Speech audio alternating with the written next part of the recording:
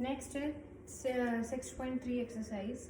पहले हम क्या करेंगे, हमें पता है the sum of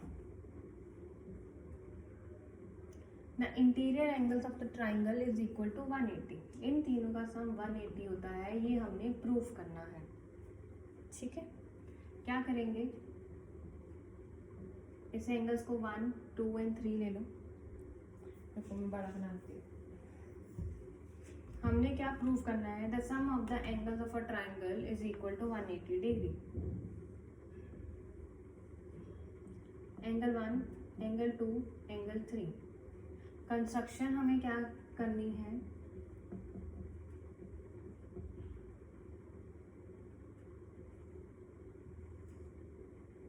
A B C D E.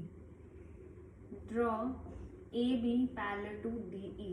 हमने कंस्ट्रक्शन क्या की, ए बी को डी ई के पैरेलल बना दिया।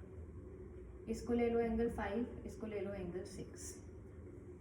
ठीक है, अब देखो एंगल 5 इक्वल टू एंगल 2 है, एंगल 5 2 के इक्वल है, ऑल्टरनेट एंगल्स। एंगल 6 एंगल 3 के इक्वल है, same alternate angles.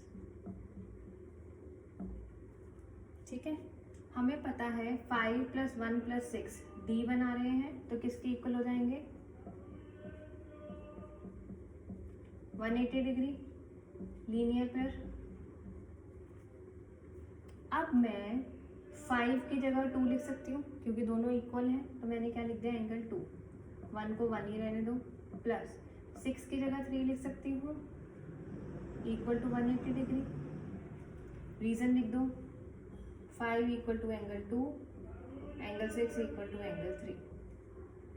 Hence prove. हमें क्या प्रूव करना था, 1 + 2 + 3 180 है, हमने प्रूव कर दिया।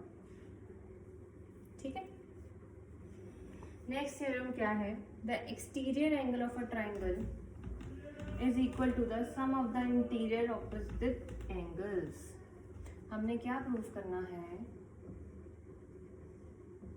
कोई भी एक्सटीरियर एंगल जो है, राइट इट 1, ये एंगल 2 और एंगल 3 के इक्वल है, मतलब एंगल 2 + एंगल 3 के इक्वल है। हमने क्या to prove, angle 1 equal to angle 2 + angle 3। ये एक प्रॉपर्टी है, तुमने पढ़ी भी होगी छोटी क्लासेस में। Exterior angle equal to the sum of the interior opposite angles. ठीक है, हमें ये प्रूव करना है। Take it angle 4। हमें पता है एंगल 2 + एंगल 3 + एंगल 4 किसके इक्वल है, 180 degree. Interior angle property, angle 4 और एंगल 1 क्या बना रहे हैं हमारे, 180 डिग्री डी बना रहे हैं, लीनियर पेयर। ये इसको ले लो फर्स्ट इक्वेशन, इसको ले लो second equation. From first and second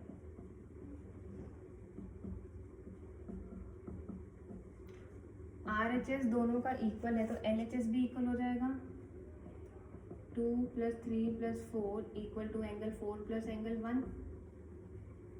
जब RHS इक्वल होता है तो LHS भी इक्वल हो जाता है। LHS इक्वल कर दिया, 4 से 4 कट गया, एंगल 4 से एंगल 4 कट गया, तो क्या आया, angle 2 + angle 3 equal to 1। Hence proved. यही हमने प्रूव करना था। ये है एक्सटीरियर एंगल प्रॉपर्टी की। एक जो एक्सटीरियर एंगल होता है ट्राइंगल में, वो ऑपोजिट एंगल्स इंटीरियर एंगल्स के सम के इक्वल होता है।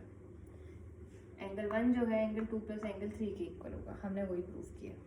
ठीक है,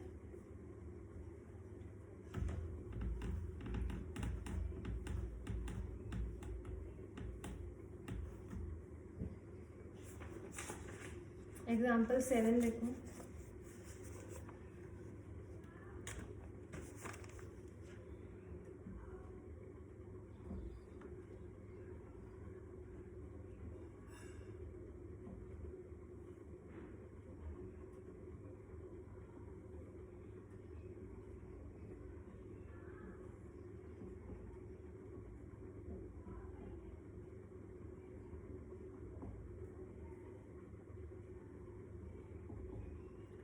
हमें क्वेश्चन गिवन है, हमें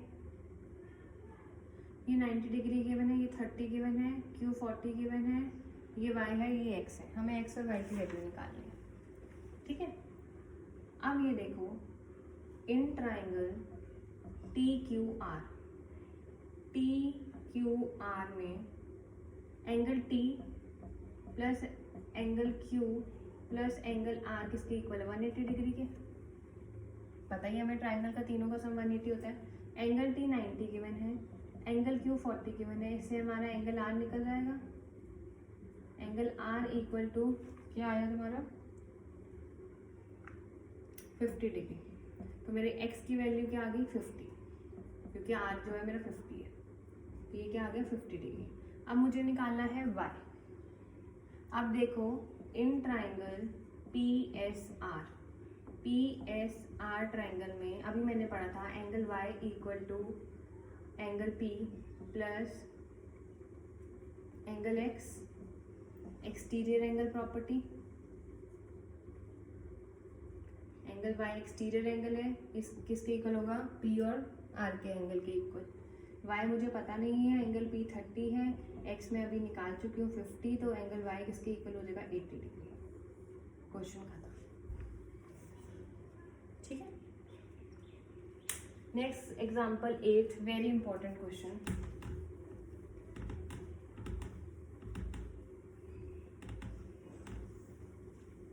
ध्यान से समझना।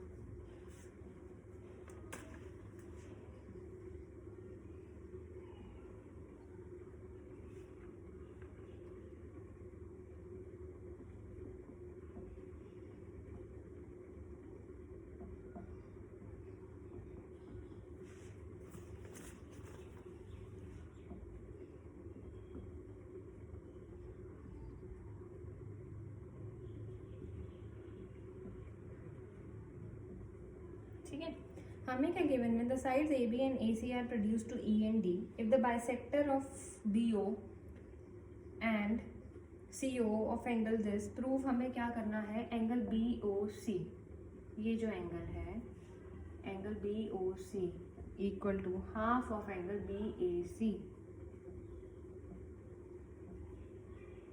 हमें क्या प्रूव करना है?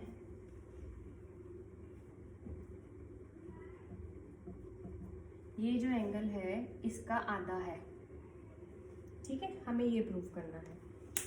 अब देखो, और हमें गिवन क्या है? This angle equal to this angle equal to this, bisector given है। अब क्या है?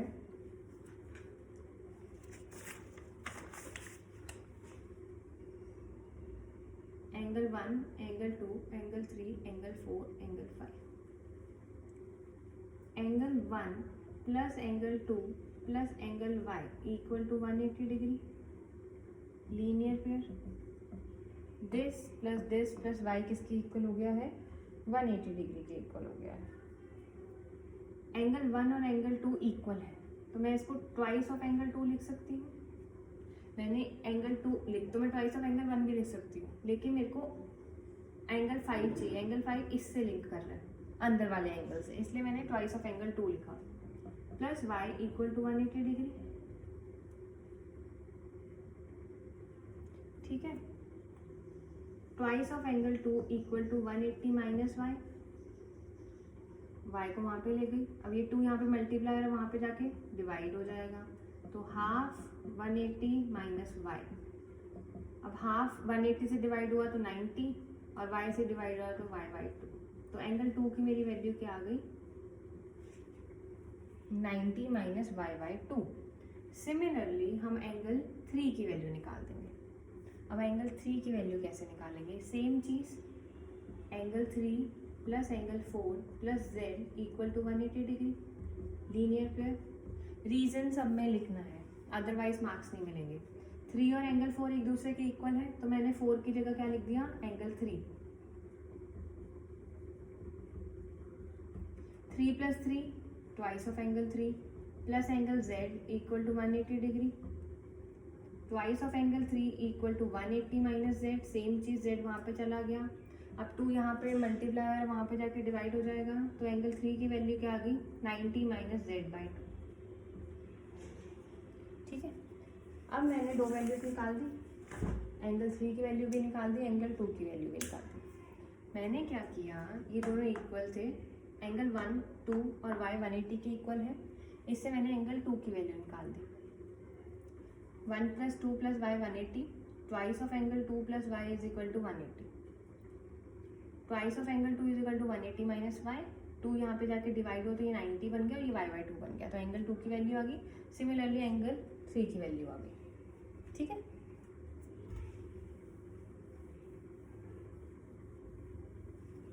अब देखो, एंगल 2 + एंगल 3 + एंगल 5 किसके इक्वल है, 180 डिग्री। एंगल 2 + एंगल 3 + एंगल 5 किसके इक्वल है, 180 डिग्री। इंटीरियर एंगल प्रॉपर्टी हमें पता ही है ट्राइंगल की कितनी होती है, इंटीरियर एंगल प्रॉपर्टी। एंगल 2 की जगह मैं क्या लिख सकती हूँ, अभी हमने वैल्यू निकाली थी 90 - y/2 प्लस एंगल 3 की जगह 90 - z/2 प्लस 5 को 5 रहने दो, पता नहीं है मुझे value, 180। 90 + 90 180 minus y/2 minus z/2 plus angle 5 equal to 180, ये भी प्लस में है 180, ये भी प्लस में है 180, कट गया, इक्वल टू में सेम में होना चाहिए। अब क्या बचा, minus y/2 minus z/2 plus angle 5 equal to 1। अब इन दोनों को मैं इस तरफ ले जाती हूँ, angle 5 equal to y/2 plus z/2। ठीक है, क्या हुआ, मैंने 2 की वैल्यू डाल दी, 3 की वैल्यू डाल दी, 5 को ऐसे रहने दिया, 180 से 180 कट गया, y/2 और z/2 को मैं इस तरफ ले गई, तो angle 5 equal to y/2 plus z/2 आ गया।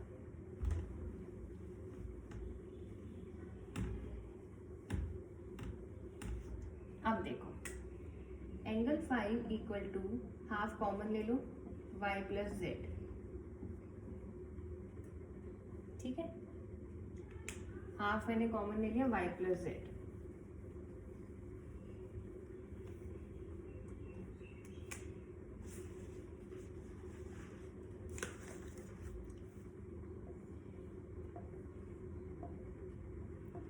x y z, यही था डायग्राम हमारा। अब देखो y x और z, x plus y plus z किसके इक्वल है, 180 डिग्री के इक्वल है, इंटीरियर एंगल प्रॉपर्टी। ठीक है, y प्लस जेड की वैल्यू क्या आ जाएगी, 180 माइनस एक्स, 180 माइनस एक्स, इसको मैं यहाँ पे पुट कर देती हूँ, तो angle 5 equal to half 180 minus x, angle 5 equal to half को 180 से डिवाइड किया 90, इसको किया x/2, हेंस प्रूव्ड। हमें पता है x plus y plus z जो है 180 की इक्वल है, इससे मैंने y प्लस जेड की वैल्यू निकाल दी, y प्लस जेड की जगह मैंने 180 माइनस एक्स लिख दिया और मेरा एंगल आ गया, प्रूव्ड हो गया जो मैंने प्रूव करना था। ठीक है, इंपॉर्टेंट क्वेश्चन है। अब एक्सरसाइज का लास्ट क्वेश्चन देखो, वेरी इंपॉर्टेंट क्वेश्चन, पेपर में आता ही आता है।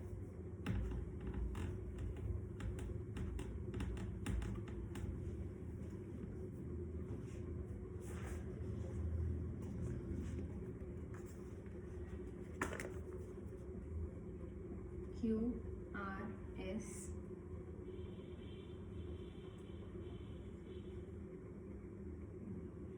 PT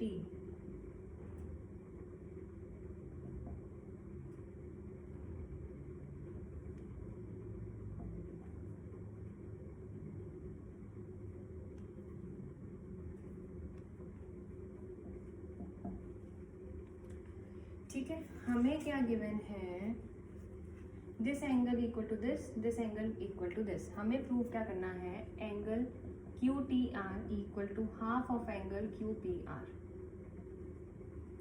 हमें क्या प्रूव करना है, QTR जो है वो हाफ ऑफ एंगल QPR है।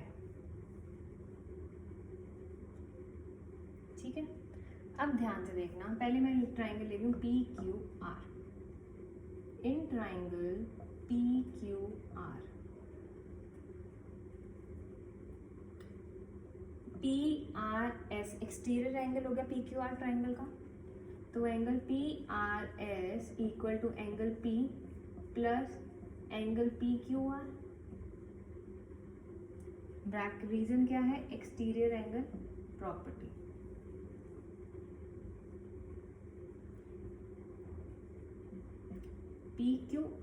पी आर एस किसके इक्वल है, angle P plus angle P Q R. अब मैं पी आर एस को क्या लिख सकती हूँ, ये दोनों एंगल इक्वल है तो twice of T R S लिख सकती हूँ। मैं क्या लिख दूंगी, twice of T R S equal to P को तो मैं पी लिख सकती हूँ, पी क्यू आर इस पूरे एंगल को मैं क्या लिख सकती हूँ, twice of T Q are, क्योंकि ये दोनों एंगल्स भी इक्वल हैं तो मैंने इसको क्या लिख दिया, twice of T Q are. ठीक है, अब इससे टी आर एस की वैल्यू निकाल दो। टी आर एस क्या आया मेरा, p/2 plus T Q are. 2 यहाँ पे जाके डिवाइड हुआ, एंगल p से डिवाइड हुआ तो p/2, 2 twice of T Q R से डिवाइड हुआ तो 2 से 2 कट गया तो टी क्यू आर आ गया। ये आ गया टी आर एस की वैल्यू। सेकेंड, अब हम क्या करेंगे, ट्राइंगल कौन सा लेंगे, T Q R. In triangle T Q R angle T plus angle T Q R equal to T R S. Same reason, exterior angle property, this angle plus this angle is equal to this angle. ठीक है, इसको equation 1, इसको equation 2। अब equation 1 और 2 में देखो, T R S equal है, R H S side equal है, तो इससे क्या हुआ, एल एच एस साइड भी इक्वल हो गई। अगर कोई भी साइड इक्वल होती है एल एच एस या आर एच एस में, दोनों में से एक साइड दो इक्वेशन में, तो दूसरी साइड ऑटोमेटिकली इक्वल हो जाएगी। अब यहाँ पे टी आर एस इक्वल है, दोनों साइड्स भी इक्वल हो जाएंगी, तो क्या इक्वल हुआ, P Q R plus T Q R equal to angle T plus angle T Q R. ये इक्वल हो गया, टी क्यू आर से टी क्यू आर कट गया, p/2 equal to angle t। Hence proved, हमने यही prove करना था। तो इस क्वेश्चन में सिर्फ क्या झोल है, एक्सटीरियर एंगल प्रॉपर्टी लगानी है। पहले पी क्यू आर ट्राइंगल में लगानी है, फिर टी क्यू आर ट्राइंगल में लगानी है। पी क्यू आर में लगाई तो P R S equal to angle P plus angle P Q R. P R S को मैंने क्या लिख सकती हूँ, twice of angle T R S, क्योंकि ये दोनों इक्वल हैं एक दूसरे के। सिमिलरली टी क्यू आर को क्या लिख सकती हूँ, twice of T Q R. इससे टी आर एस की वैल्यू निकाल दी। Similarly T Q R triangle में भी मैंने एक्सटीरियर एंगल प्रॉपर्टी लगा दी। अब दोनों का T R H S equal है, जिसकी वजह से एल एच एस भी इक्वल हो जाएगा। एल एच एस इक्वल करके टी क्यू आर कट गया और p/2 इक्वल टू टी आ गया, जो हमने प्रूव करना था। ध्यान से एक्सरसाइज करना, और दोबारा ये चैप्टर मुझे चाहिए और मुझे फोटोज चाहिए।